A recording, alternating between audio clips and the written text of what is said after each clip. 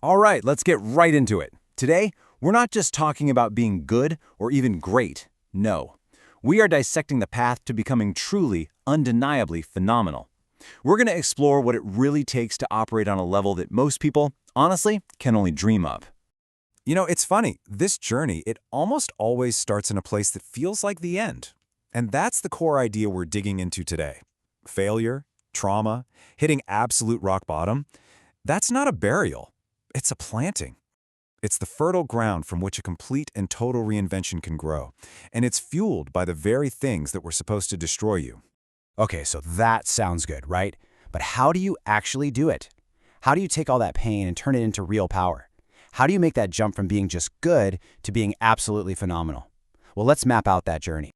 First things first, we have to establish the price of admission, and that brings us to Section 1, the 120% mandate. 100% effort? Forget it. That's the old standard. That's just what it costs to get in the game now. To be phenomenal, the non-negotiable price is 120%. Every single day. No exceptions, no days off. We're talking about operating at a level your competition doesn't even know exists.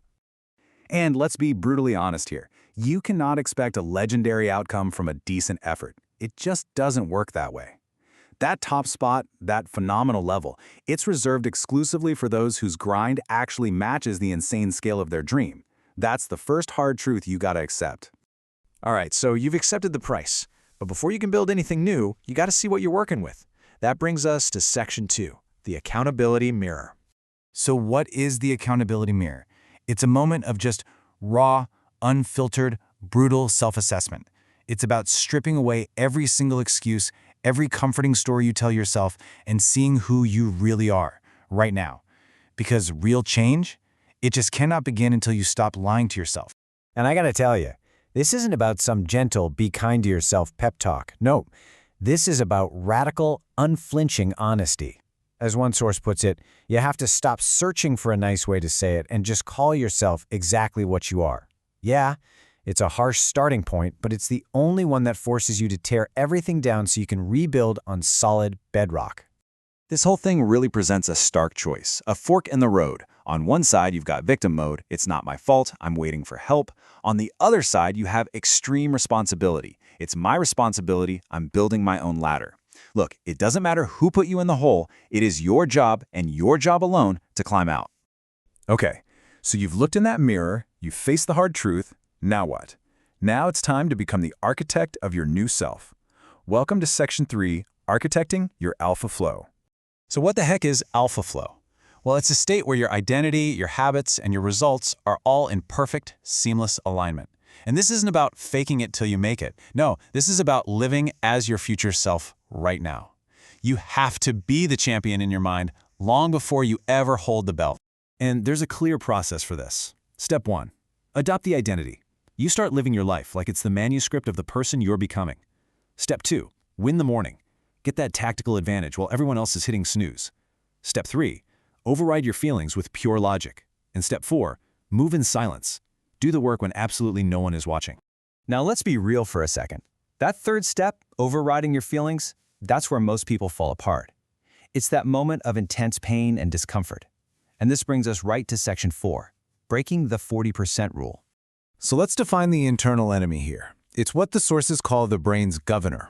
Think of it like a survival mechanism that just screams at you to stop the second you feel discomfort. It's designed to keep you safe, but it's also the cage that keeps you from ever reaching your true potential. And this is the 40% rule in action. It's the idea that when your mind is telling you you're done, that you're completely maxed out, you're really only at about 40% of your actual capacity. Just think about that. Beyond that wall of pain is a massive 60% reserve of untapped potential. So how do you break through that wall? It's actually simple. You learn to talk to yourself instead of just listening to yourself. See, listening is that little voice saying, I'm tired, or this hurts. Talking is you taking command and saying, one more step. This is making me stronger. You have to do what you hate as if you love it. That right there is the essence of discipline.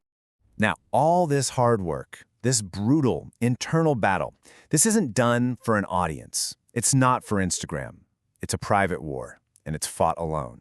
This brings us to Section 5, Mastery in the Darkroom.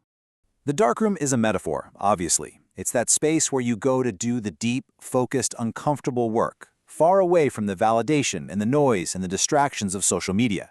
It's a lonely chapter for sure, but it is the mandatory chapter for anyone who is serious about achieving true mastery. This is where you get better when no one is clapping for you. And logic is simple, but it's so powerful. Stop telling a world that doesn't care about your plans and start showing them your results. Every time you talk about your plans, you get a little hit of validation that drains your energy. The real goal is to disappear, to work in total silence, and to re-emerge only when it's time to scream, checkmate. So what fuels all of this? The accountability, the darkroom, the 120% effort? What keeps that engine running? Well, that brings us to our final section, and the ultimate motivator, your one roaring dash. Look, this is what it all comes down to. You get one life, one shot, one single dash on a tombstone between the date you're born and the date you die. The entire purpose of this whole brutal process is to make that dash a powerful, roaring statement, not just some quiet whisper of regret. And the biggest takeaway here is this: the time is now. Tomorrow is not on the schedule. Procrastination is just a comforting lie your brain tells you to stay safe. The window for your opportunity cannot be rescheduled. You have to execute today. Which brings us to the very end. Forget about tomorrow, forget about next week. It all boils down to the single, powerful, actionable question you must ask yourself every single night before you go to sleep. Did I get better today? Your answer to that question, day after day after day, will ultimately determine the legacy you leave behind.